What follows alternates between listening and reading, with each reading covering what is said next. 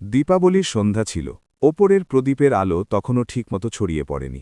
যখন আমার বৌমা হলওয়েতে আমাকে দাঁড় করিয়ে ধীরে ধীরে বলল, মামিজি, পরিষ্কার শুনে নিন, আপনাকে তো শুধু দয়া করে ডাকা হয়েছে, বেশিক্ষণ থাকবেন না, আর মিষ্টিও একটার বেশি নেবেন না। তার লাল লিপস্টিক মাখানো ঠোঁটগুলো এমনভাবে হাসছিল যেন সে আবহাওয়ার কোনো সাধারণ কথা বলেছে। এক মুহূর্তের জন্য আমার বুক পাথরের মতো হয়ে গেল, হাত বরফের মতো ঠান্ডা হয়ে এলো। কিন্তু আমি চিৎকারও করলাম না, কাঁদলামও না, শুধু ভেতর থেকে কিছু একটা ভেঙে চুরমার হয়ে শান্ত হয়ে গেল। নমস্কার বন্ধুরা, আমার নাম শরৎ শর্মা, আমার বয়স ৭২ বছর। আর এই গল্পটি সেই দীপাবলির যখন আমার একটি নিস্তব্ধ ফোন কল আমার ছেলে আর বৌমার জীবন চিরতরে বদলে দিয়েছিল। আপনারা এই গল্পটি কোথা থেকে শুনছেন আর এখন আপনাদের ওখানে কটা বাজে, কমেন্টে অবশ্যই লিখবেন। আর যদি এই রকম সত্য পারিবারিক গল্প শুনতে পছন্দ করেন তবে চ্যানেলটি সাবস্ক্রাইব করে নিন, বেল আইকনটি টিপুন যাতে পরের গল্পটি আপনারা মিস না করেন। এবার শুনুন সেদিন আমার সাথে কি হয়েছিল। আমি জয়পুরের একটি পুরনো কলোনিতে থাকি। আমার ছোট দুকামরার বাড়ি, যেটার দেয়ালের প্লাস্টার চটে গিয়েছে। কিন্তু প্রতি বছর দীপাবলিতে আমি নিজের হাতে আলপনা দিই আর দরজায় কাগজের ঝালর লাগাই। আমার স্বামী বিজয় শর্মা ব্যাংকে কাজ করতেন। 10 বছর আগে হঠাৎ হৃদরোগে আক্রান্ত হয়ে এক সকালে তিনি চা খেতে খেতেই চলে গেলেন। সেই দিন থেকে আমি একা। কিন্তু একা মানে এই নয় যে আমি অসহায়। আমাদের একটাই ছেলে, রোহিত। আমার পৃথিবী শুধু তাকে কেন্দ্র করেই ঘুরত। তার শৈশব থেকে কলেজ পর্যন্ত আমি যতটা পেরেছি সব কিছু তার জন্য করেছি। বিজয়জি যখন চলে গেলেন, রোহিত তখন দ্বাদশ শ্রেণীতে পড়ত। সেই সময় আমি হাসপাতালের বিলিং বিভাগে চাকরি নিলাম। দিনে হাসপাতাল, রাতে ঘরের কাজ, আর অনেক সময় এমন হতো যে নিজে শুকনো রুটি খেয়েই শুয়ে পড়তাম। কিন্তু খেয়াল রাখতাম রোহিতের থালায় যেন সব সময় গরম খাবার থাকে। হিন্দুস্থানের লক্ষ লক্ষ মা আমার মতোই আছেন, তাই আমি নিজেকে বিশেষ কিছু মনে করি না, শুধু নিজের কর্তব্য পালন করছিলাম। বছরের পর বছর আমি অল্প অল্প করে টাকা জমিয়ে আলাদা করে রাখতাম, কখনো স্টিলের কৌটায়, কখনো আলমারির পেছনে। আর পরে বিজয়জির পরামর্শে কিছু ফিক্সড ডিপোজিট আর ছোটখাটো বিনিয়োগও করে রেখেছিলাম। রোহিত পড়াশোনায় ভালো ছিল, ইঞ্জিনিয়ারিং নয়, কিন্তু একটি ভালো কলেজ থেকে বিবিএ করল। তারপর জয়পুরেই একটি প্রাইভেট কোম্পানিতে চাকরি পেয়ে গেল। কিছু বছর পর তার বিয়ে হল নেহার সাথে। নেহা দেখতে খুব স্মার্ট ছিল, ফর্সা মুখ, খাড়া নাক, সবসময় নিখুঁতভাবে সাজানো চুল, ব্র্যান্ডেড স্যুট আর গয়না। প্রথমবার সে যখন আমার বাড়িতে এলো তখন তার মুখের হাসি আর চোখের শীতলতার পার্থক্য স্পষ্ট বোঝা যাচ্ছিল। কিন্তু আমি সেই সময় কিছু বলিনি। ছেলে হাসছিল, সেটুকুই যথেষ্ট ছিল। বিয়ের পর প্রথম দীপাবলি তাদের নতুন ফ্ল্যাটেই উদযাপন করার কথা ছিল। ছোট একটি সোসাইটিতে ৩ কামরার আধুনিক ফ্ল্যাট নিয়েছিল তারা। বড় হোম লোন চলছিল। ডাউন পেমেন্টের জন্য তারা দুজনেই খুব দুশ্চিন্তায় ছিল। এক সন্ধ্যায় রোহিত আর নেহা আমার বাড়িতে এলো। তাদের মুখে দুশ্চিন্তার ছাপ স্পষ্ট ছিল। মামি, একটা কথা বলার ছিল, রোহিত ধীর স্বরে বলল। বাড়ির টাকা জোগাড় হচ্ছে না। ব্যাংক তো লোন দিচ্ছে, কিন্তু ডাউন পেমেন্টে প্রায় ২০ লক্ষ টাকা কম পড়ছে। যদি ২ সপ্তাহের মধ্যে টাকা জোগাড় করতে না পারি তবে এই বাড়ি হাতছাড়া হয়ে যাবে। সেই সময় নেহার মুখটা দ্বিধা আর কিছুটা লজ্জায় নিচু হয়েছিল, কিন্তু তার চোখ সরাসরি আমার গলার চেনের দিকে তাকিয়েছিল, যাতে বিজয়জি আমাকে একটি ছোট সোনার লকেট দিয়েছিলেন। আমি সেই রাতে অনেক ভাবলাম। শেষ পর্যন্ত পরের দিন আমি ব্যাংক থেকে কিছু এফডি ভাঙালাম, কিছু পুরনো বিনিয়োগ তুলে নিলাম আর চুপচাপ আমার ছেলের হাতে চেকটি তুলে দিলাম। এটা তোমার মায়ের পক্ষ থেকে উপহার, আমি হেসে বললাম। কখনো ফেরত দেওয়ার দরকার নেই। নেহার চোখ উজ্জ্বল হয়ে উঠল। সে আমার পা ছুঁল, কিন্তু তার স্পর্শেও আমি একরকম স্বার্থের হিসাব অনুভব করলাম। তবু আমি মনে পাথর চাপা দিয়ে ভাবলাম, আমার ছেলে নিজের বাড়ি করে নিচ্ছে, সেটাই অনেক। কিন্তু সেই দিনের পর আমি আরও একটি কাজ করলাম, সেটা তারা কখনো জানতে পারেনি। বিজয়জি সবসময় বলতেন, দেখো সরোজ, মানুষ ভালো হয়, আবার কখনো কখনো খুব স্বার্থপর হয়। যাই করো কাগজে কলমে করো, নিজের অধিকার সবসময় সুরক্ষিত রেখো। আমি আমার স্বামীর পুরনো আইনজীবী অ্যাডভোকেট মেহতাকে ফোন করলাম আর বললাম, এমন একটি কাগজ তৈরি করুন যাতে এই ২০ লক্ষ টাকা দান নয়, বাড়িতে আমার অংশ হিসেবে গণ্য করা হয়। যদি ভবিষ্যতে কেউ আমার সাথে খারাপ ব্যবহার করে তবে আমার কাছেও যেন দেখানোর মতো কিছু থাকে। মেহতাজি রেজিস্ট্রিতে একটি ডকুমেন্ট তৈরি করালেন, যেখানে পরিষ্কার লেখা ছিল যে এই ফ্ল্যাটের 30% অংশ আমার। রোহিত আর নেহাকে শুধু এটুকুই বলা হয়েছিল যে কিছু লিগ্যাল ফর্ম্যালিটিজ আছে, আর তারা না পড়েই সই করে দিল। তাদের মনে হয়েছিল হয়তো লোনেরই কোনো ফর্ম্যালিটিজ হবে। সেদিন আমার ভালো লাগেনি যে আমি আমার নিজের সন্তানের কাছে কথাটি লুকিয়েছি, কিন্তু বিজয়জির কথা আমার কানে বাজছিল। মানুষের ওপর ভরসা করো, কিন্তু নিজের ওপর বেশি ভরসা রেখো। বিয়ের পর প্রথম 2 বছর দীপাবলি তাদের বাড়িতেই কাটত। প্রথম দীপাবলিতে নেহা খুব সাজসজ্জা করেছিল। দামি কুশন কাভার, শোপিস, ফেরি লাইটস, ইম্পোর্টেড মিষ্টি। আমার ভালো লাগল। আমিও সাহায্য করতে চাইলাম। তখন সে মিষ্টি হেসে বলল, মামিজি আপনি শুধু বসুন, আপনি ক্লান্ত হয়ে যাবেন। কিন্তু খাওয়ার সময় সে আমাকে আলাদাভাবে স্টিলের থালা দিয়ে দিল, অথচ বাকি সবাই দামি বোন চায়না প্লেটে খাচ্ছিল। আমি সেই সময়ও মনে পাথর চাপা দিয়ে ভাবলাম, হয়তো নতুন প্রজন্মের নতুন স্টাইল হবে। দ্বিতীয় দীপাবলি আরও অদ্ভুত ছিল। সে নিজেই ফোন করে বলল, মামিজি শুধু ছোট এক প্যাকেট ড্রাই ফ্রুট নিয়ে আসবেন, রান্না সব আমরা করে নেব। আমি নিজের হাতে গাজরের হালুয়া বানালাম আর ভাবলাম সারপ্রাইজ দেব। কিন্তু সেই হালুয়া সারা সময় কিচেন কাউন্টারে রাখা থাকল, কেউ জিজ্ঞাসাও করল না। রাতে আমি চুপচাপ কৌটাটি ফেরত নিজের ব্যাগে রেখে দিলাম। তৃতীয় দীপাবলি নাগাদ আমি বুঝে গিয়েছিলাম যে নেহার কাছে আমার উপস্থিতি শুধুমাত্র ফর্ম্যালিটি পূরণের জন্য। তবুও রোহিতের জন্য আমি প্রতি বছর তৈরি হয়ে যেতাম। এই বছর দীপাবলির 2 দিন আগে রোহিতের ফোন এলো। তার গলায় এক অদ্ভুত আড়ষ্ঠতা ছিল। মামি, নেহা জিজ্ঞেস করছিল আপনি এইবার দীপাবলিতে আসতে পারবেন তো? আমি তাড়াতাড়ি উত্তর দিলাম, কেন নয় বাবা, আমি তো ইতিমধ্যেই মিষ্টি বানিয়ে ফেলেছি। আচ্ছা, আর মামি, এইবার নেহার মামা মামি আর কিছু আত্মীয়ও আসছে, তো তাই একটু ভিড় থাকবে। আপনি শুধু সময়ের মধ্যে চলে আসবেন, আমরা 1:30টার দিকে খাবার খাবো, তো আপনি 1:30টার আগে পৌঁছে যাবেন। পেছন থেকে নেহার চড়া গলা শোনা যাচ্ছিল, যেন ঘন ঘন ইনস্ট্রাকশন দিচ্ছিল। ঠিক আছে বাবা, আমি চলে আসব, আমি বললাম আর ফোন রেখে দিলাম। দীপাবলির সকালে আমি সব সময়ের মতো 5টায় উঠে পড়লাম। বয়সের সাথে সাথে ঘুম এমনিতেই কমে গিয়েছে। আমি স্নান করে আমার সবুজ রঙের পুরনো কিন্তু প্রিয় সিল্কের শাড়িটি পরলাম, যা বিজয়জি খুব পছন্দ করতেন। চুলে একটু তেল লাগালাম, শীতিতে হালকা সিঁদুর আর কানে ছোট সোনার দুল। আমি খুব একটা সাজগোজ করা মহিলা কখনো ছিলাম না, কিন্তু উৎসবে পরিষ্কার পরিচ্ছন্ন থাকা আমার অভ্যেস। আমি নিজের হাতে বানানো বেসনের লাড্ডু আর গাজরের হালুয়া একটি সুন্দর কৌটায় রাখলাম। উপরে হালকা করে কিসমিস সাজালাম, আর সাথে রোহিতের জন্য একটি ছোট উপহার প্যাক করলাম। কোনো দামি ঘড়ি নয়, কিন্তু একটি ভালো কোম্পানির সাধারণ ও মজবুত ঘড়ি, যেটার পেছনে ছোট অক্ষরে তার নাম খোদাই করা ছিল। আমার জন্য ওটা দামেই ছিল, কিন্তু মায়ের মন তো দাম দেখে না। 1:30টার একটু আগে আমি তাদের সোসাইটির গেটে পৌঁছলাম। নতুন আধুনিক কমপ্লেক্স ছিল, ঝকঝকে টাইলস, সিকিউরিটি গার্ড আর বাতাসে কোনো দামি পারফিউমের সুগন্ধ। তাদের 3 কামরার ফ্ল্যাটের বারান্দায় রঙিন আলো আর বড় বড় লণ্ঠন ঝুলছিল। আমি মনে মনে ভাবলাম, যাক, বাড়িটা তো ভালোই সাজিয়েছে। কলিং বেল বাজাতে যাব এমন সময় দরজা নিজেই খুলে গেল। সামনে নেহা দাঁড়িয়েছিল। লাল রঙের ভারী সিল্কের শাড়ি, ম্যাচিং লিপস্টিক, গলায় বড় নেকলেস আর চোখে সেই পুরনো শীতলতা। সে আমাকে উপর থেকে নিচ পর্যন্ত একবার দেখল। আপনি একটু তাড়াতাড়ি চলে এলেন মামিজি, সে ঠোঁটে হালকা হাসি ফুটিয়ে বলল, যেন এটাও একটা খোঁচা। রোহিত তো 1:30টা বলেছিল। আমি ধীরে বললাম, হ্যাঁ হ্যাঁ, আসলে আমরা ভেতরে সেট করছি, আপনি আসুন। সে দরজা শুধু সেটুকুই খুলল যাতে আমি মিষ্টির কৌটা আর উপহার নিয়ে কোনোমতে ভেতরে ঢুকতে পারি। আমাকে ছোঁয়া এড়িয়ে সে সরে দাঁড়াল। ড্রয়িং রুমে জোরে গান বাজছিল। সোফায় নেহার আত্মীয়রা বসে হাসাহাসি করছিল। বাচ্চারা এদিক ওদিক দৌড়াচ্ছিল, হাতে চকলেটের আঠা লেগেছিল। 2-1 আমাকে দেখে হালকা করে নমস্কার করল। হয়তো কেউ আমাকে কাজের লোক ভেবে নিয়েছে। কারও কিছু যায় আসছিল না। রোহিত কিচেন থেকে বেরোল, হাতে ট্রে ছিল। সে তাড়াতাড়ি এসে আমার মাথায় হালকা হাত রাখল। আরে মামি, আপনি এসে গেছেন, হ্যাপি দিওয়ালি। সে মিষ্টির কৌটাটি নিয়ে নিল, কিন্তু না দেখেই সেটা কিচেন স্ল্যাবে রেখে দিল, আর তারপর আবার অতিথিদের মধ্যে ব্যস্ত হয়ে পড়ল। তার পারফিউমও বদলে গিয়েছিল, আগের মতো চেনা গন্ধটা ছিল না।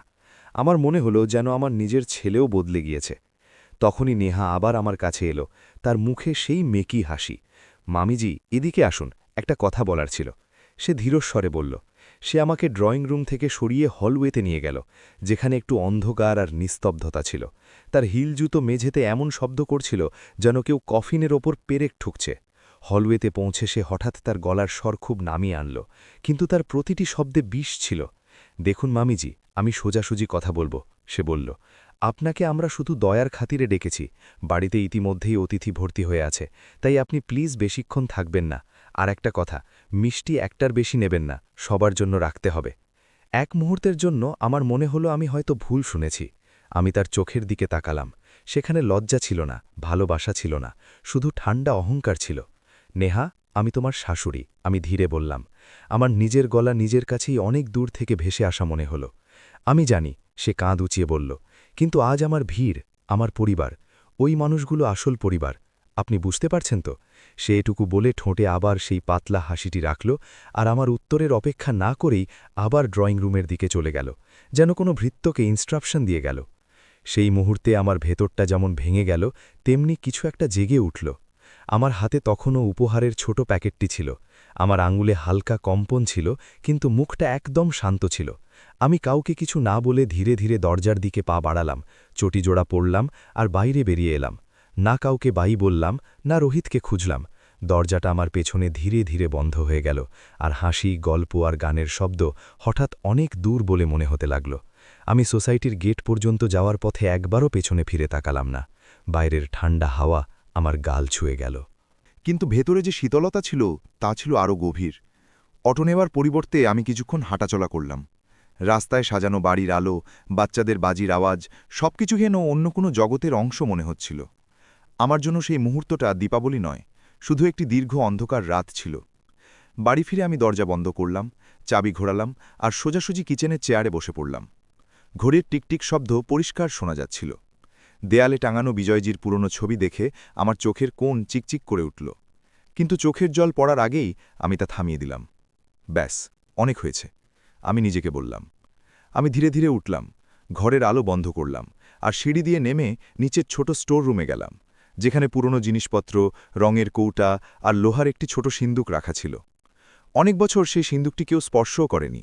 গলায় ঝোলানো চেন থেকে আমি ছোট চাবিটা বের করলাম আর সিন্দুকের তালা খুললাম। ভেতরে কিছু গয়নার ছোট বাক্স, কিছু কাগজপত্র আর একটি পুরনো ফাইল রাখা ছিল। আমি ফাইলটি বের করলাম, ধুলো ঝেড়ে টেবিলের ওপর খুলে রাখলাম।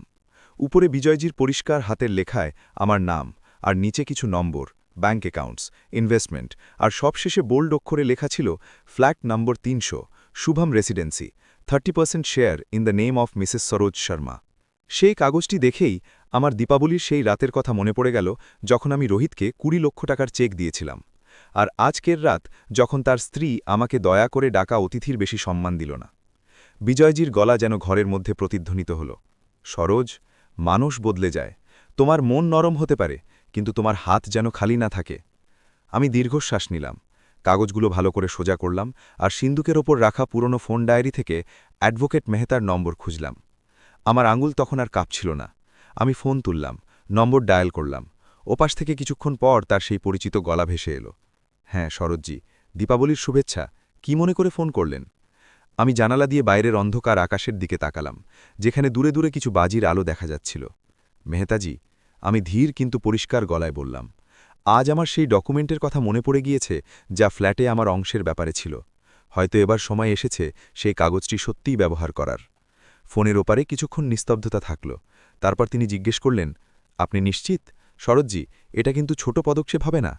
আমি আমার সমস্ত শীতলতা, সমস্ত কষ্ট একপাশে সরিয়ে রেখে উত্তর দিলাম, হ্যাঁ মেহতাজি, আজ রাতে আমি একদম নিশ্চিত।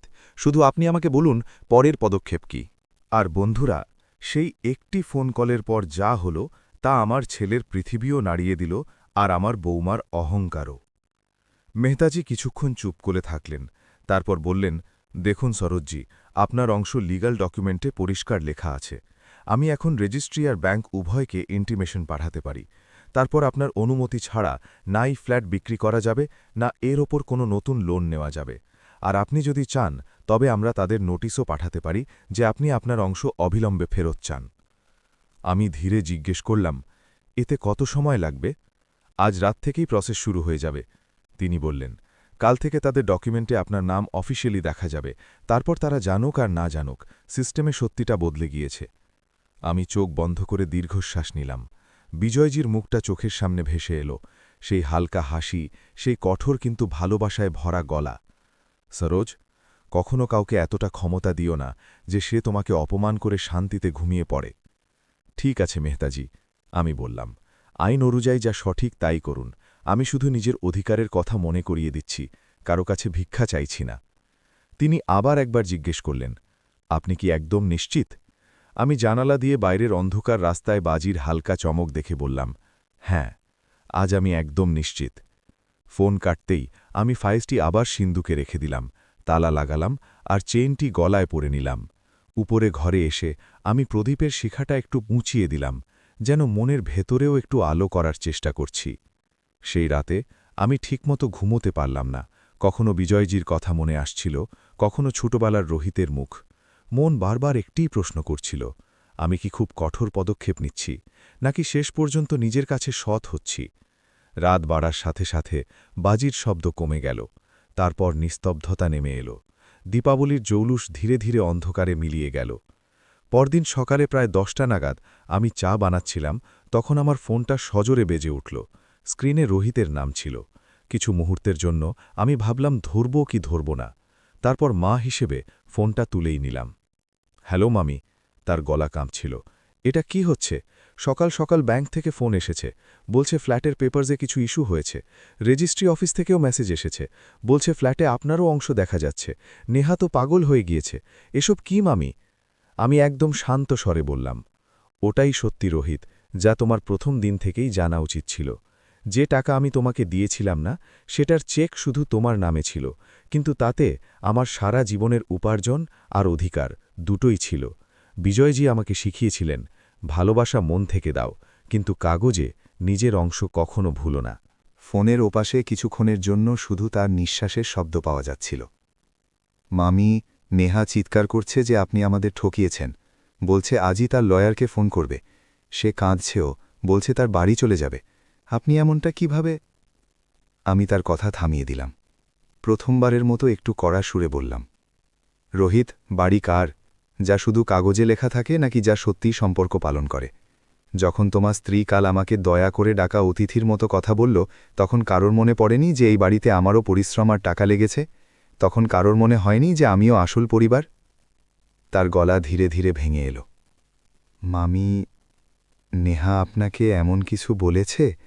আমি তো জানতামই না। তুমি জানতে না কেন রোহিত? আমি গলার স্বর ভারী কিন্তু সরাসরি কথা বললাম। 3 বছর ধরে সে আমাকে একজন ফর্মাল গেস্টের বেশি কিছু মনে করে না। তোমার সামনে না করলেও যখন তুমি পেছনে ঘোরো তখনই তার ভাষা বদলে যায়। আমি ফোনটি ছাড়িয়ে গিয়েছিল। সে আমাকে তোমার বাড়িতে একটা বাড়তি থালা মনে করেছিল, আর তুমি কিছুই দেখতে পেলে না। ফোনের ওপাশ থেকে শুধু নীরবতা এলো, তারপর হালকা কান্নার শব্দ, যা হয়তো রোহিত লুকাতে পারছিল না। মামি, আমি জানতাম না, সে ধীরে ধীরে বলল। আমি শুধু লোন অফিস আর নেহার খুশির পেছনে ছুটছিলাম। হয়তো আমি আপনাকে দেখাই ছেড়ে দিয়েছিলাম। আমার মন কিছুটা নরম হলেও নিজের কণ্ঠস্বর শক্ত রাখলাম। রোহিত, আমি এই পদক্ষেপ তোমাকে শাস্তি দেবার জন্য নেইনি। আমি এটা তোমাকে জাগিয়ে তোলার জন্য করেছি, যাতে তুমি বুঝতে পারো যে তোমার মা কোনো বোঝা নয়, বরং এই বাড়ির আসল স্তম্ভ। কাগজে যে 30% লেখা আছে সেটা শুধু একটা সংখ্যা। আসল অংশ তো সেটুকুই যা আমি বছরের পর বছর তোমার জন্য করেছি। এখন আমি কি করব মামি? সে ঘাবড়ে গিয়ে জিজ্ঞেস করল। পেছন থেকে নেহার জোরে চিৎকার করার শব্দ আসছিল। ওদের বলে দাও আমি ওদের বিরুদ্ধে কেস করব, এইসব আমার বাড়ি। আমি দীর্ঘশ্বাস ফেলে বললাম, সবার আগে নিজের স্ত্রীকে বলো যে একটু শান্ত হতে, আর তাকে জানাও যে বাড়িটাকে সে আমার বাড়ি বলছে, তাতে তোমার মায়ের নামও লেখা আছে। যে মহিলাকে সে দয়া করে ডেকেছিল, সেই মহিলার কারণেই আজ সেই বাড়িতে বসে আছে। রোহিত ধীরে ধীরে বলল, মামি, আমি কি সন্ধ্যায় আপনার কাছে আসতে পারি? আপনার সামনে কথা বলতে চাই। আমি সাথে সাথে হ্যাঁ বা না বললাম না। কিছুক্ষণ ভেবে তারপর বললাম, আসতে পারো, কিন্তু মনে রেখো আমি এখন আর সেই কান্নাকাটি করা ভীতু মা নই। এখন আমি সরোজ শর্মা, যে নিজের সম্মান নিজে সামলাতে পারে। যদি শুধু নেহার পক্ষ থেকে মেসেজ নিয়ে আসো তবে কোনো লাভ নেই, বুঝেছ রোহিত? সে হালকা কান্নার স্বরে বলল, আমি সন্ধ্যায় আসছি। সন্ধ্যা হওয়া পর্যন্ত আমি ঘরের ছোটখাটো কাজ গুছিয়ে নিলাম। দীপাবলির প্রদীপ যা সারা রাত জ্বলেছিল সেগুলোর বেঁচে যাওয়া সলতেগুলো বের করে একপাশে রেখে দিলাম। রান্নাঘর পরিষ্কার করলাম, একটু চা বানিয়ে নিজেকে সামলে নিলাম। ভেতরে এক অদ্ভুত শান্তিও ছিল, ভয়ও ছিল, আর কিছুটা বিষণ্ণতাও। প্রায় 7টার সময় কলিং বেল বাজল। আমি দরজার ফুটো দিয়ে দেখলাম রোহিত একা ছিল, না নেহা না অন্য কেউ। তার মুখটা শুকিয়ে গিয়েছিল, চোখ লাল, যেন সারা রাত কেঁদে কাটিয়েছে। আমি দরজা খুললাম। এসো, আমি সরাসরি বললাম। সে চুপচাপ ভেতরে এলো। সেই পুরনো ডাইনিং টেবিল যেখানে ছোটবেলায় সে হোমওয়ার্ক করত সেই চেয়ারেই বসে পড়ল। আমি তার সামনে 1 কাপ চা রাখলাম। নাও, গরম আছে, সাবধানে। সে কাপটা ধরল কিন্তু ঠোঁট পর্যন্ত নিতে পারল না, শুধু তার আঙুলের হালকা কাঁপুনি আমি পরিষ্কার দেখতে পাচ্ছিলাম। মামি, সে ধীরে ধীরে শুরু করল। আজ সকাল থেকে বাড়িতে তুফান চলছে। নেহা চিৎকার করছিল, বলছিল যে আপনি আমাদের ঠকিয়েছেন। ব্যাংকের শেষ মেসেজ দেখিয়ে কাঁদছিল। কিন্তু তারপর যখন আমি শান্ত হলাম তখন একটা কথা বুঝতে পারলাম। ধোঁকা তো হয়তো আমি দিয়েছি। আমি চোখের ইশারায় বললাম, বলো। যখন আপনি কলেজের ফিস দিলেন, যখন ডাবল শিফট করে আমাকে পড়ালেন, যখন বাবা চলে যাওয়ার পর আপনি নিজে কম খেয়ে আমাকে খাওয়ালেন, তখন আমি কখনো জিজ্ঞেস করিনি যে আপনার অধিকার কি। আমি শুধু নিয়ে গিয়েছি। আজ যখন কাগজে 30% লেখা দেখলাম তখন মনে হলো কেউ যেন আমার সামনে আয়না ধরেছে। তার চোখে জল এসে গেল। মামি, আমার লজ্জা লাগছে। আমি কখনো ভাবিনি যে আমার স্ত্রী আপনার সাথে এমন ব্যবহার করবে। হয়তো আমি জানতেও চাইনি, শুধু চোখ বন্ধ রেখেছিলাম। আমার মনের একটা অংশ তাকে জড়িয়ে ধরতে চাইছিল, কিন্তু আমি জানতাম আজ আমাকে শুধু মা নয়, একজন শক্ত নারীও হতে হবে। আমি হালকা কঠোর স্বরে বললাম, রোহিত, সন্তান হওয়া সহজ, মা হওয়া কঠিন। আর যখন সন্তান বড় হয়ে যায় তখন মাকে কখনো কখনো নিজের সন্তানের থেকেই সম্মান চেয়ে নিতে হয় না, আদায় করে নিতে হয়। আমি যা করেছি তা শুধু নিজের সম্মানের কথা মনে করিয়ে দেওয়ার জন্য করেছি। এই বাড়ি তোমারও আমারও, কিন্তু সম্মান শুধু কাগজে হয় না, সেটা রোজকার ভালোবাসা আর আচরণে দেখা যায়। সে চুপ হয়ে গেল। কিছুক্ষণ পর সে সরাসরি প্রশ্ন করল, মামি, এখন আমি কি করব? নেহা বলছিল যে আপনাকে দিয়ে ক্ষমা চাইয়েই ছাড়বে, না হলে সে কোর্টে যাবে। ব্যাংক থেকেও কালকের মধ্যে স্পষ্টীকরণ চাইছে।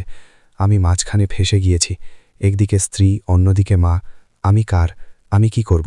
আমি তার দিকে সরাসরি তাকালাম। প্রথমবার আমার মনে হলো সে আবার সেই ছোট রোহিত হয়ে গিয়েছে, যে স্কুলের ঝগড়ার পর বাড়ি এসে জিজ্ঞেস করত, মা, আমি ঠিক ছিলাম না ভুল?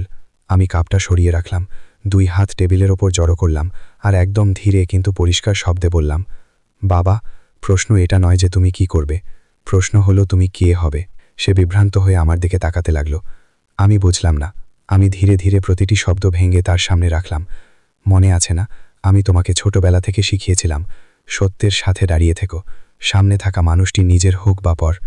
আজ তোমাকে ঠিক করতে হবে, তুমি কি সেই লোক হবে যে নিজের স্ত্রীর ভয়ে মাকে দয়া করে ডাকা অতিথি হয়ে থাকতে দেবে, নাকি সেই লোক যে নিজের স্ত্রীকে এবং নিজেকেও সঠিক উপায়ে সম্মানের মানে বোঝাবে? তার চোখে এখন শুধু জল নয়, যন্ত্রণাও ছিল। যদি আমি নেহার বিরুদ্ধে দাঁড়াই তবে হয়তো সে আমাকে ছেড়ে চলে যাবে মামি, সে হালকা স্বরে বলল। আর যদি আমি কিছু না বলি তবে আপনি ভেঙে যাবেন। আমি তার মুখটা দেখলাম, তারপর খুব শান্ত স্বরে বললাম, রোহিত, স্বামী হওয়ার আগে তুমি একজন মানুষ, আর মানুষ হওয়ার আগে তুমি আমার ছেলে। কিন্তু আমি তোমাকে এটা বলবো না যে তুমি কাকে বেছে নেবে। আমি শুধু এটুকুই বলবো, যে সম্পর্কে তুমি সত্যের সাথে দাঁড়াতে পারো না, সেই সম্পর্ক শেষ পর্যন্ত তোমাকেও ভেঙে দেবে। সে কিছুক্ষণ টেবিলের দিকে তাকিয়ে রইল। ঘড়ির টিকটিক শব্দ রুমে একদম পরিষ্কার শোনা যাচ্ছিল। বাইরে থেকে কোনো কুকুরের ডাকের হালকা শব্দ এলো, আর তারপর আবার নিস্তব্ধতা ছেয়ে গেল। অনেকক্ষণ পর সে মাথা তুলে বলল, তাহলে আপনি কি বলছেন মামি, আমার কি করা উচিত? আমি তার চোখের দিকে সরাসরি তাকিয়ে বললাম, আমি তোমাকে পথ দেখাতে পারি, চলতে তোমাকে হবে। কাল সকালে সবার আগে তোমাকে কি করতে হবে, কিভাবে করতে হবে, আর নেহাকে কি বলতে হবে, এই সব আমি তোমাকে বলবো। কিন্তু তার আগে তোমাকে একটা কথা দিতে হবে যে এইবার তুমি সত্যের সাথে দাঁড়িয়ে থাকবে, তাতে তোমার ভেতর থেকে যতই ভয় লাগুক না কেন।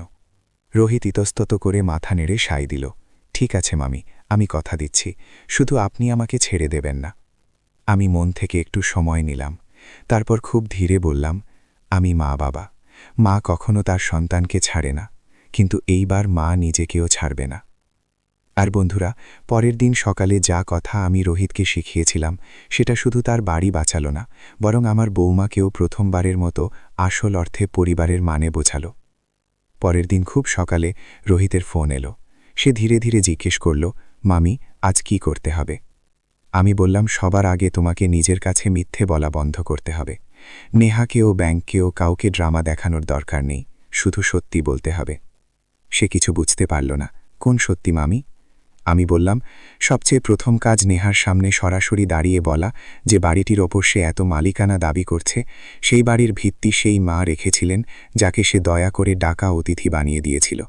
আর দ্বিতীয় কাজ তাকে বলা যে যদি সে এই বাড়ি, এই বিয়ে আর তোমার জীবনকে সত্যি বাঁচাতে চায়, তবে সবার আগে তাকে নিজের কথা বলার ধরন বদলাতে হবে। মায়ের কাছে ক্ষমা শুধু শব্দ দিয়ে নয়, আচরণ দিয়ে চাইতে হয়। রোহিত সামলে নিয়ে বলল, আর ব্যাংক? আমি শান্তস্বরে বললাম, ব্যাংকে আমি আর মেহতাজি সামলে নেব। তারা শুধু এটাই জানতে পারবে যে ফ্ল্যাটে আমার আইনি অংশ আগে থেকেই ছিল, এখন শুধু সিস্টেমে সঠিকভাবে আপডেট হয়েছে। ওদের লোন, ইএমআই সব আগের মতোই থাকবে। ঘাবড়ানোর দরকার ওদেরও নেই, শুধু বোঝার দরকার আছে। রোহিত দীর্ঘশ্বাস ফেলল। ঠিক আছে মামি, আমি আজই নেহার সাথে কথা বলছি। দুপুর পর্যন্ত আমার ফোন শান্ত রইল। আমি ভাবতে থাকলাম না জানি ওখানে কি হচ্ছে।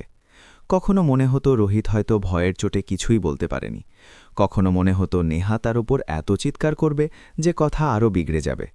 কিন্তু প্রায় বিকেল 4টের সময় ফোন বাজল। মামি? রোহিতের গলা এবার আগের চেয়ে অনেক বেশি শান্ত মনে হচ্ছিল। আমি নেহার সাথে সব কথা বলে নিয়েছি। কি বললে তুমি? আমি জিজ্ঞেস করলাম। আমি ওকে সব কিছু সরাসরি বলে দিয়েছি মামি, সে ধীরে ধীরে জানালো। আমি ওকে বলেছি যে বাড়িটাকে সে নিজের স্বপ্নের বাড়ি বলে, সেটার অর্ধেকের বেশি অংশ আপনার পরিশ্রমে তৈরি। আমি এটাও বলেছি যে যদি সে আপনাকে দয়া করে ডাকে বা আপনার সাথে এমনভাবে কথা বলে, তবে আমি নিজে সেই বাড়ির গ্রিল খুলে আপনাকে আবার নিজের কাছে নিয়ে আসব, কিন্তু তার সাথে একই ছাদের নিচে থাকব না। আমি কিছুক্ষণ চুপ করে থাকলাম। রোহিত বলতে থাকল। প্রথমে তো সে অনেক চিৎকার করল, বলল যে আমি তার পক্ষ নেইনি, আপনার দিকে হয়ে গিয়েছি, কান্নাকাটি করল, নাটক করল। কিন্তু যখন আমি তাকে সেই নোটিশ দেখালাম যাতে আপনার 30% অংশ লেখা ছিল, আর এটা বললাম যে যদি মামি চায় তবে এই বাড়ি যখন তখন বিক্রি করে নিজের অংশ নিয়ে নিতে পারে, তখন তার মুখ একদম ফ্যাকাশে হয়ে গেল। আমি চুপচাপ শুনছিলাম। তারপর আমি তাকে একটাই প্রশ্ন করলাম। রোহিত বলল, নেহা, তোমার কাছে কোনটা বেশি দামি, বাড়ির দেয়াল নাকি বাড়ির সম্মান? যদি বাড়ির দেয়াল মানে হয় যে তুমি আমার মাকে নিচু দেখিয়ে বাঁচতে চাও, তবে না, এই বাড়ি থাকবে না আমাদের সম্পর্ক। কিন্তু যদি তুমি বাড়ির সম্মান বাঁচাতে তৈরি হও, তবে সবার আগে তোমাকে মামির কাছে ক্ষমা চাইতে হবে, নিজের থেকে, নিজের মুখে, কোনো লোক দেখানো ছাড়া। ফোনের ওপাশে কিছুক্ষণ নীরবতা থাকল। তারপর রোহিত ধীরে থেকে বলল। সে অনেকক্ষণ পর ভীত গলায় হ্যাঁ বলল, আর জানালো যে সে আপনার সাথে দেখা করতে চায়। আমি সরাসরি জিজ্ঞেস করলাম, সত্যি দেখা করতে চায় নাকি শুধু কাগজের ভয়ে ভয় পেয়েছে? রোহিত মেনে নেওয়ার গলায় বলল, শুরুটা তো ভয় দিয়েই হয়েছে মামি, কিন্তু হয়তো সেই ভয়ই তাকে ভাবতে বাধ্য করবে। আপনিই তো বলেন না, কখনো কখনো ব্যথাই চাপ সরিয়ে দেয়। আমি হালকা হাসলাম। ঠিক আছে, আমি বললাম, কিন্তু মনে রেখো, আমি শুধু কাগজ দিয়ে নয়, মন দিয়েও কাজ করি। ক্ষমা শুধু মুখ দিয়ে নয়, আচরণ দিয়ে চাওয়া হয়। যখন সে সত্যিই নিজের আচরণের ওপর কাজ করবে, তখনই আমি আমার কাগজ ফেরত নেব। 2 দিন পর রোহিতের আবার ফোন এলো। মামি, নেহা আপনার সাথে দেখা করতে চায়, আপনি কি আমাদের বাড়িতে আসতে পারেন? আমি সাথে সাথে হ্যাঁ বললাম না। একটু ভেবে তারপর বললাম, না, এইবার নয়, এইবার সে আমার বাড়িতে আসবে। যে মাকে সে তোমার বাড়ির হলওয়েতে দাঁড়িয়ে ছোট করেছিল, সেই মায়ের বাড়ির ড্রয়িং রুমে বসে ক্ষমা চাইবে। তখন আমি মানব যে সে সত্যিই নিজের জায়গা বুঝেছে। বিকেল প্রায় 6টার সময় কলিং বেল বাজল। দরজা খুললাম তো নেহা সামনে দাঁড়িয়েছিল। না কোনো হেভি মেকআপ, না কোনো ভারী শাড়ি, সাধারণ সুতির একটা সালোয়ার স্যুট, চোখের নিচে হালকা কালি, যেন সারা রাত ঠিকমতো ঘুমায়নি। হাতে একটা ছোট মিষ্টির প্যাকেট ছিল। নমস্কার মামিজি, সে ধীরে ধীরে বলল। ভেতরে আসতে পারি? আমি সরে দাঁড়িয়ে বললাম, এসো। সে চুপচাপ সোফায় বসে পড়ল। আমি তার সামনে জলের গ্লাস রাখলাম। অনেকক্ষণ পর্যন্ত দুজনের মধ্যে শুধু ঘড়ির টিকটিক শব্দ ছিল।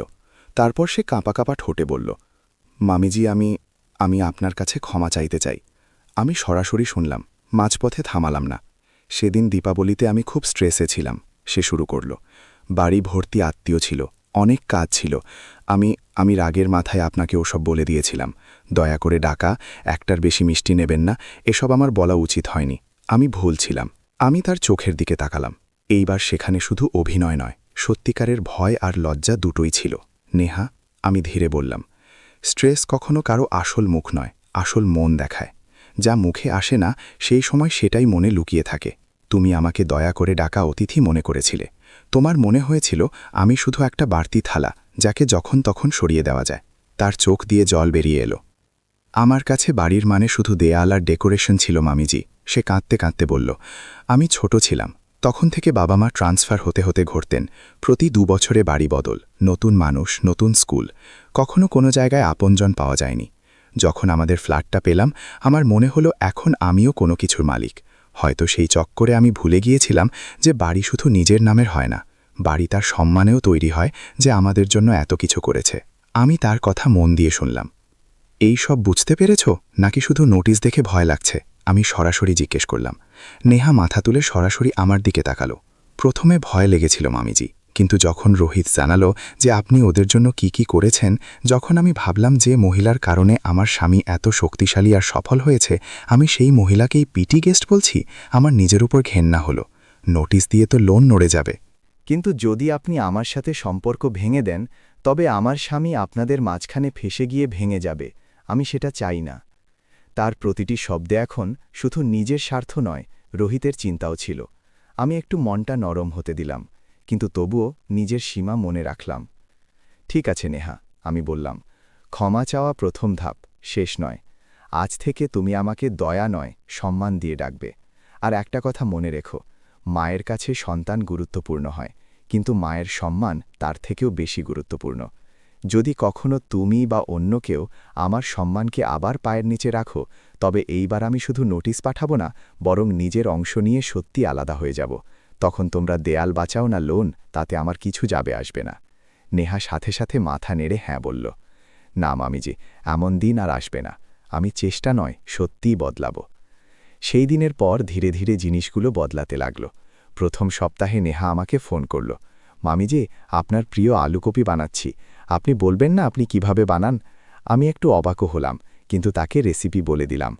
পরের সপ্তাহে সে নিজেই একটা ছোট টিফিন ক্যারিয়ার নিয়ে আমার বাড়িতে চলে এলো। টেস্ট করে বলুন তো আপনার মতো হয়েছে কিনা। তারপর একদিন সে একাই এলো, হাতে ঝাড়ু আর মোছার কাপড় ছিল।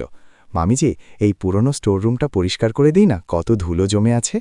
তার স্টাইল এখনও মডার্ন ছিল, কখনো কখনো কথা ভুলও বেরোত, কিন্তু একটা জিনিস পরিষ্কার ছিল, এবার সে সত্যি সত্যি চেষ্টা করছিল। রোহিতও বদলে গিয়েছিল। প্রতি রবিবার সন্ধ্যায় আসত, আমার সাথে চা খেত, কখনো নীরবতায় বসে থাকত, কখনো নিজের অফিসের টেনশন শেয়ার করত, কখনো না বলে শুধু আমার হাত ধরে বসে থাকত। একবার আমি হাসাহাসি করে জিজ্ঞেস করলাম, এখন বাড়িতে মিষ্টি একটার বেশি খাওয়ার পারমিশন আছে তো? সে লজ্জা পেয়ে বলল, এখন তো মামি নেহা নিজেই আপনার জন্য আলাদা প্যাকেট সরিয়ে রাখে। কয়েক মাস এভাবেই কেটে গেল। একদিন ফেব্রুয়ারির শেষে যখন আমার বাগানে নতুন ফুল ফুটতে শুরু করেছিল, আমি নিজে মেহতাজিকে ফোন করলাম। মেহতাজি, আমি বললাম, এখন সেই 30% কাগজ সরিয়ে দিন। তিনি অবাক হয়ে গেলেন। কিন্তু শরৎজি, আপনিই তো এত কষ্টে এই অংশটা সুরক্ষিত করেছিলেন, এখন কেন সরাতে চান? আমি জানালা দিয়ে নিজের ছোট আঙিনায় ফোটা ফুলগুলো দেখতে দেখতে জবাব দিলাম, কারণ যে কাজ ভয়ের কাগজ দিয়ে হয়নি, সেই কাজ সম্মানের দুটো সত্যিকারের কথা করে দিয়েছে। এখন আমি আমার সম্মান কাগজে নয়, আমার সন্তানের চোখে দেখতে পাচ্ছি।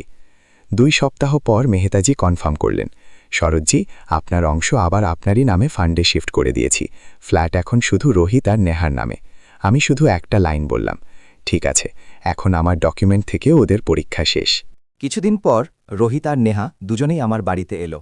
সাথে একটা ছোট উপহার ছিল, একটা সুন্দর ফ্রেম, যাতে আমার, রোহিতের আর বিজয়জির পুরনো ছবি ছিল। নেহা হাত জোর করে বলল, মামিজি, আমি জানি না আমি কবে পুরোপুরি আপনার বিশ্বাস ফেরত জিততে পারব, কিন্তু আমি হাল ছাড়ব না। আপনি যে ভয়ঙ্কর কাগজটা সরিয়ে দিয়েছেন তার জন্য ধন্যবাদ, কিন্তু প্লিজ এটা ভাববেন না যে এখন আমি আবার সেই পুরনো নেহা হয়ে যাব। এখন আমি আপনাকে মা বলা শিখছি, শুধু নামে নয়, মন থেকে। আমার গলায় কিছু একটা আটকে গেল। আমি সরাসরি জবাব দিলাম, নেহা, মনে রেখো, দ্বিতীয় সুযোগ সবাই পায়, তৃতীয় নয়। তোমরা দুজনে আমাকে প্রথমবারের মতো আসল পরিবারের মতো অনুভব করিয়েছ। এখন এই বাড়ির আলো শুধু দীপাবলির লাইট দিয়ে নয়, তোমাদের আচরণ থেকেও আসা উচিত। কয়েক মাস পর পরের বড় উৎসব এলো। এইবার ওরাই আমাকে আগে থেকে ফোন করে ডাকল, মা, এই বছরের হালুয়া আপনিই বানাবেন, আর এইবার আপনার মিষ্টি টেবিলের মাঝখানে থাকবে, কোনো কোনায় নয়। আমি যখন ওদের বাড়িতে পৌঁছলাম তখন ড্রয়িং রুমে খুব সুন্দর করে সাজানো টেবিল ছিল। মাঝখানে স্টিলের থালা নয়, একটা সুন্দর কাঁচের প্লেটে আমার গাজরের হালুয়া রাখা ছিল, যার চারপাশে সবাই বসেছিল। নেহা সবার সামনে জোরে বলল, এটা আমাদের মায়ের হাতের হালুয়া, সবাই সবার আগে এটাই টেস্ট করবেন। সেই মুহূর্তে আমার চোখের সামনে সেই হলওয়েটা ভেসে এলো, যেখানে আমাকে দয়া করে ডাকা হয়েছিল, আর এখন আমি সেই বাড়ির মাঝখানে সম্মানের সাথে বসেছিলাম। বন্ধুরা, জীবনে প্রতিটি গল্পে বদলার মানে শুধু ভেঙে দেওয়া হয় না। কখনো কখনো সবচেয়ে বড় বদলা এটা হয় যে আপনি সামনের মানুষকে তাদের ভুল দেখিয়েও তাদের একটা সত্যিকারের সুযোগ দিয়ে দেন, কিন্তু নিজের সম্মানকে কখনো পড়তে দেন না। যদি আমি সেদিন চুপ থেকে শুধু কাঁদতে থাকতাম, তবে হয়তো আজকেও আমাকে পিটি গেস্ট হিসেবেই ট্রিট করা হতো। কিন্তু আমি একটা ফোন কল দিয়ে সবাইকে মনে করিয়ে দিলাম যে মা কোনো বেঁচে যাওয়া থালা নয়, বাড়ির ভিত্তি হয়। আজ আমি নিজের ছোট বারান্দায় বসে চা খাই, ফুলগুলোকে দেখি আর ভাবি, বিজয়জি ঠিকই বলতেন, শক্তির মানে শুধু লড়াই করা নয় সরোজ, শক্তির মানে হলো কখন লড়তে হবে আর কখন ক্ষমা করতে হবে এটা বোঝা। আজ আমি দুটোই জানি। এখন আপনাদের কাছে একটা প্রশ্ন বন্ধুরা, যদি আপনি আমার জায়গায় হতেন তবে কি করতেন? শুধু কেঁদে চুপ হয়ে যেতেন, বাড়ি থেকে সম্পর্ক ভেঙে চলে যেতেন, নাকি নিজের অধিকার আইনি উপায়ে মনে করিয়ে দিয়ে সবাইকে সম্মানের আসল মানে বোঝাতেন? কমেন্টে অবশ্যই লিখুন। আপনার চিন্তা অন্য কারোর জন্য পথ হতে পারে। আর যদি এই গল্পটি আপনার মন ছুঁয়ে থাকে তবে ভিডিওটি লাইক অবশ্যই করুন, নিজের বন্ধু আর পরিবারের সাথে শেয়ার করুন, যাতে প্রতিটি মায়ের মনে থাকে যে সে কখনো বোঝা নয়, ভিত্তি হয়। চ্যানেলটি সাবস্ক্রাইব করতে ভুলবেন না, বেল আইকনটি টিপুন, কারণ পরের গল্পেও আমরা আপনাদের সামনে জীবনের আরও একটি বাস্তব গল্প নিয়ে আসব, যেখানে সম্মান, ধৈর্য আর মানবতার পরীক্ষা হবে। আমি সরোজ, বা হয়তো আপনাদের চারপাশের হাজারো মায়ের কণ্ঠস্বর। দেখা হবে পরের ভিডিওতে।